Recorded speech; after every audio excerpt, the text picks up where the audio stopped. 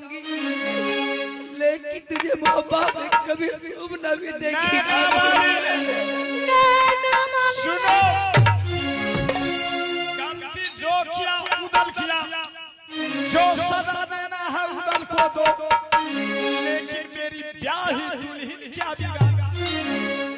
सुनो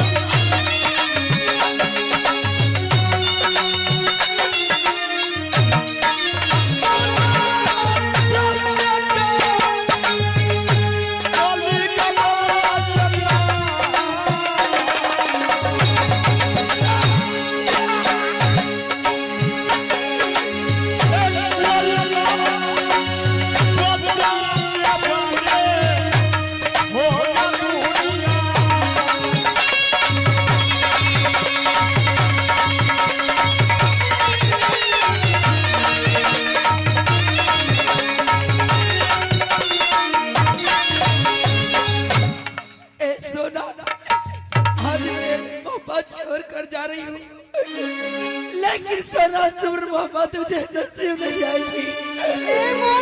आज मोहब्बत छोड़ कर मैं जाऊंगी।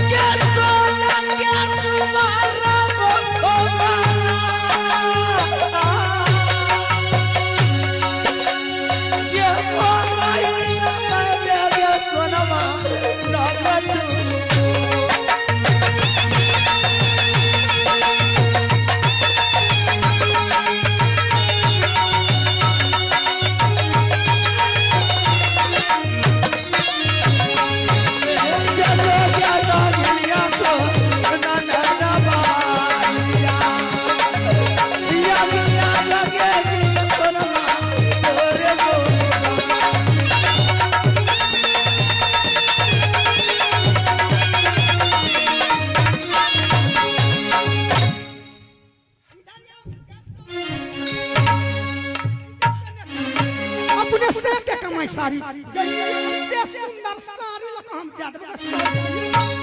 ए सोना, तुमको जो किया था वो तो कर लिया, लेकिन आज मेरी तन क्यों घा रही है?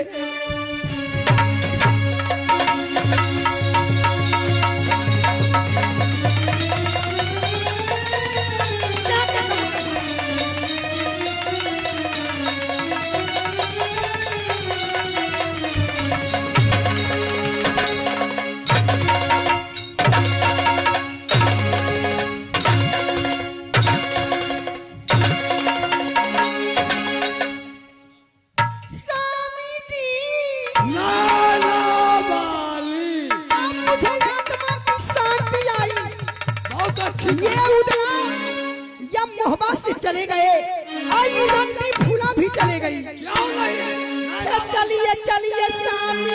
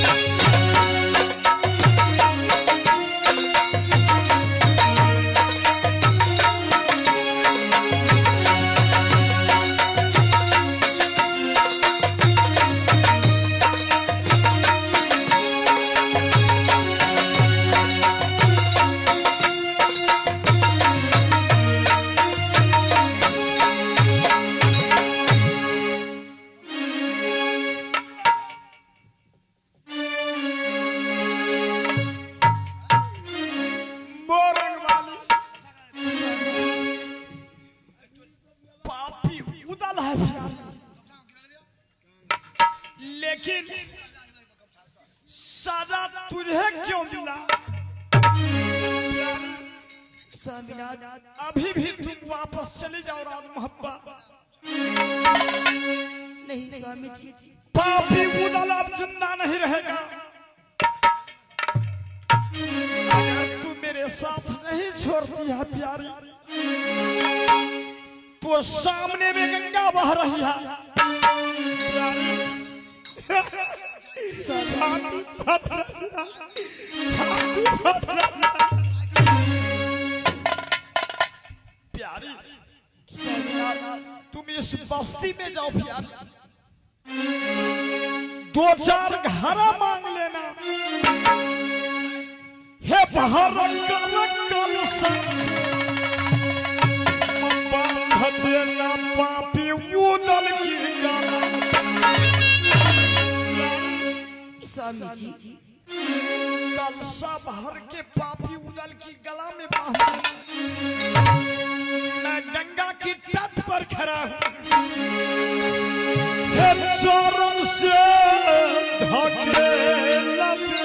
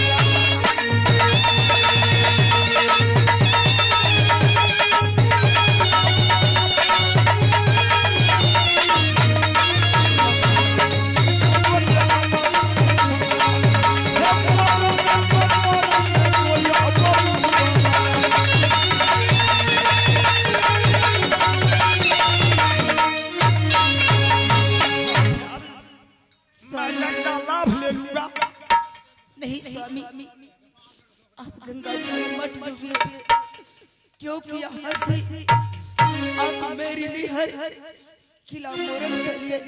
प्यारी स्वामी जी सुनो,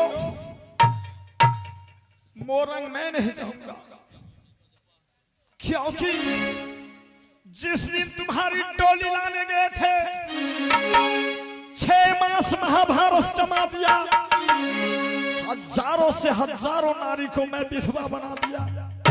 प्यारी स्वामी जी, अगर तू नहीं मानती है, कुछ क्षणों के लिए जिंदा रखना चाहती है,